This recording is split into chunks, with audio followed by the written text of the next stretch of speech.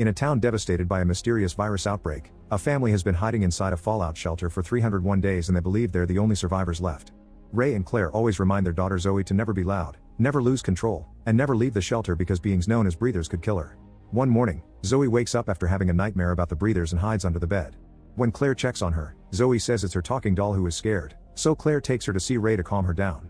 As they walk through the shelter, the shadows make Zoe nervous, but it's just Ray moving around. He assures that they're safe and plays a little game they share called Report, during which he tells him the details of his watch to confirm nothing has happened. Zoe is still worried about the entrance, so Ray lets her climb the ladder leading to the hatch. The girl checks all the locks and chains until she's finally sure everything is fine and then returns to her parents. Afterward, Zoe adds another mark on the wall counting the days they've been there and chooses a can of peaches from breakfast, although it's not like they have many options anyway. The water pump doesn't seem to be working, so Ray has to open it up and handle some stuff inside to make it work again. Suddenly Zoe says the food can is empty and a closer look reveals a hole on the side. Claire and Ray check the pantry and discover 12 cans have been emptied, equaling 2 weeks of rations. As they throw them all away, they conclude a rat must have sneaked in through the air duct. Zoe is worried that the breathers could come in too, but her parents explain the air duct is too small for them. Claire then announces they'll have to start eating less, and Zoe complains because they're already eating very little. They end up having beans for breakfast and Claire keeps complaining about the situation. She hates that she can't play outside, that she doesn't have any friends, and that she doesn't have anything.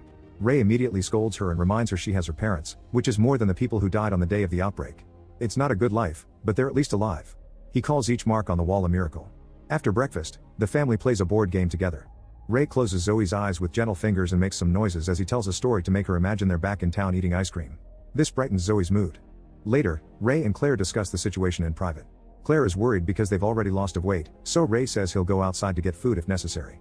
When Claire tries to point out how dangerous that is, Ray distracts her with a kiss and they end up getting dirty as quietly as possible while Zoe is in the other room playing cards. After they're done, Ray falls asleep and has nightmares about the day of the outbreak.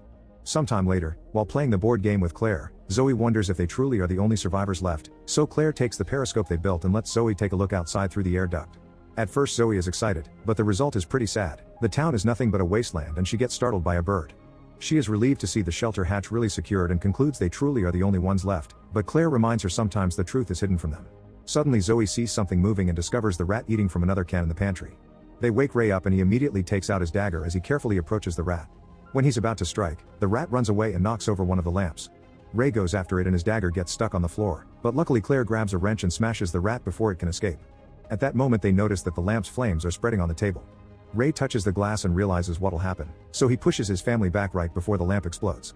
A big fire starts on the table and burns the board game, so Claire has to keep Zoe from trying to retrieve it. While Ray struggles with the water pump again, Claire hides Zoe in the corner and grabs a big piece of cloth to try to put out the flames. Zoe joins her to do the same with her jacket, and after lots of effort, Ray finally makes the pump work again. The water puts out the worst of the flames, then Ray starts hitting the table with the cloth too until it breaks. On the ground, it's easier to keep the fire from spreading and they eventually put it out. The room is now pitch black and Claire rushes to turn on another lamp. The couple panics when they don't see Zoe, but luckily they find her under the bed. Zoe cries and explains she's scared because the smoke from the fire is leaving through the air duct, meaning the breathers will see it. A flashback then shows what happened the day of the outbreak. Ray and Claire had been preparing breakfast when suddenly Zoe told them the neighbors were moving. The parents were confused by this and looked outside to discover their neighbors frantically loading their car to leave. Ray and Claire asked what happened and the neighbor couple refused to answer, but their son Joey explained some government man said a virus in town made people bad. Before he could say more, his parents took him away in the car. On the street, other cars were rushing away as well. At that moment their breakfast accidentally activated the fire alarm, which is why in the present Claire is reminded of that day. Ray points out it's almost nighttime, so hopefully it'll be too dark for the breathers to see the smoke. Just in case, he uses the periscope to look outside and is horrified to see lots of smoke marking their spot. Claire freaks out and Zoe cries, saying her nightmare is coming true. Ray reminds them it's important to stay calm and that even if the breathers do see the smoke now, by the time they get there the smoke will be gone. They've searched the area before and never found them, so Ray doesn't think that will change now because the shelter is well hidden. Unfortunately Claire realizes something, the smoke will be gone, but it leaves ash behind. She wants to go to the surface and clean off the ash before they're found, and Ray agrees they have no choice. Zoe wants to come along too, but Claire forces her to stay. Ray and Claire take off the chains and open the hatch for the first time in months. While the couple cleans the ground, Zoe decides to grab the periscope to watch. A shadow suddenly startles her, but it's just her parents. She's relieved to see they're fine and keeps looking, only to discover a strange being approaching the area. Terrified, Zoe starts yelling to warn her parents, however they can't hear her. A desperate Zoe rushes to the ladder and uses all her strength to open the hatch, panicking when she doesn't see her family. She calls for them in a loud voice and Claire has to rush to cover her mouth, reminding her making noise is worse. Zoe warns them of the incoming breathers, but the beings run close to them and they turn out to be deer. Ray thinks it was a false alarm, but Claire points out they were running away from something and urges her family to get back in the shelter. Ray makes sure to seal the entrance well, yet the family worries because they can hear footsteps. It appears to be only one breather, which doesn't make sense because they usually travel in groups.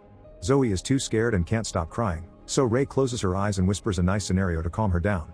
As the footsteps move above them and appear to fade, the family stays as quiet as possible. Unfortunately, Zoe's doll gets caught on a pipe and Zoe freezes, but the rope comes loose and the doll starts making noises. Ray immediately grabs the doll and opens it to get the voice box to destroy it, making Zoe cry. At that moment the hatch starts shaking, so Claire climbs the ladder to try to hold it close only for a falling chain to hit her on the head. One by one the chains are getting broken by the shaking while Ray struggles with the water pump until he manages to break it. He rushes to give the pipe to Claire, who is putting all her weight on the last chain to keep the hatch down. The breather still manages to open it a little, so Ray uses the pipe to start hitting him until he's pushed back. Now the couple can close the hatch again and lock it with the pipe. The shaking soon stops, yet the family can still hear the breathing outside the hatch. Suddenly they hear some noises in the other room and notice cans rolling on the ground. The entire shelter starts shaking and the family realizes the breather brought more of his people to attack. Another flashback shows that on the day of the outbreak, Ray's family tried to escape on their car too. As they drove down the road they were surprised to see cars coming back, and eventually they discovered the authorities were blocking the way because their town was now under quarantine, meaning nobody was allowed to leave. Suddenly a rock fell on Ray's car because an earthquake was hitting the area. In the present, the hatch finally breaks and a group of breathers gets in. The family runs to the other room and Claire breaks a lamp to start a fire, then she and Ray move the pantry to block the way. It won't hold the breathers for long, so Ray gets on the chair and helps Claire and Zoe escape through the air duct since they're small enough. Then Claire tries to help Ray get through the duct too, but unfortunately he won't fit. Desperate to escape, Ray lets Claire grab his wrist and dislocates his shoulder. Now Claire can drag him through the duct. When he's about to escape, the breathers grab his legs and drag him back into the shelter. Ray isn't afraid to confront them and a fight ensues. Not much can be seen in the darkness, but Claire and Zoe scream when they see a splatter of blood and assume Ray is dead. Zoe wants to do something and throws a tantrum, so Claire has to comfort her through her grief. At that moment they notice some shadows approaching and the duo runs as fast as they can. They cross the forest and trip a couple of times until they reach the road, where all the cars from the outbreak day are abandoned. As they discover that a wall with security cameras has been built around town, a helicopter appears in the sky and finds them with its searchlight. Claire and Zoe try to run but the chopper throws a net on them and captures them. The breathers come closer and it's revealed that they aren't monsters, they're actually soldiers wearing face masks. As the duo panics, the soldiers put a needle on them and another flashback shows what truly happened. The mountain shaking wasn't an earthquake, it was a fleet of jets that started dropping bombs all around town to get rid of the infected people. As everyone panicked and ran away, Claire remembered that the local school had a shelter, so the family rushed to hide there, managing to close the hatch right before another bomb fell on them. They looked around the shelter and found plenty of food, not to mention toys for Zoe. Ray called the attack a mistake but Claire revealed that she got a cut on her hand during the escape and they were indeed infected. The wound was turning black and spreading to the rest of her hand. In the present, the soldiers finish taking blood samples and ask a few questions to confirm these are the only survivors left. Then they get ready to shoot the duo and Claire starts losing control, which makes her veins start changing color. It turns out the rule never lose control means the virus activates by strong emotions, causing the infected people to transform. At that moment a fully transformed Ray appears and starts killing the soldiers, making Zoe realize the blood she saw in the shelter had also been her dad on a killing rampage. Ray manages to kill a bunch of soldiers, but there are too many of them and they retaliate with bullets that bring Ray down. While the soldiers are taking care of Ray, the duo escapes from the net. Zoe hides in a car while Claire allows her body to transform and starts killing soldiers as well. Like it happened with Ray, she manages to kill a bunch of them, but the last one shoots her leg to make her fall. When he's about to shoot her head, Zoe also transforms and starts beating him up before removing the mask.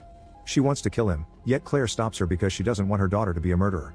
Zoe is out of control and attacks her mother, who recites the rules and uses calm words to help Zoe cancel the transformation. Afterward Zoe wraps up her mom's wound and asks about the last soldier, so Claire says they shall let him on the ground so the virus can take him. Then they check on Ray, who closes his daughter's eyes one last time before dying. At that moment the helicopter appears again and the duo runs to hide inside the sewer system. While they carefully sneak around, they're startled by something moving in the darkness, but to their shock it's Joey. The boy reveals there's a group of survivors living in the sewers and Claire and Zoe can join them. As they climb down to meet them, Zoe sees the sunlight for the first time in months and counts 302 miracles. Make sure to subscribe and turn on notifications so you can watch more videos like this. Thanks for watching.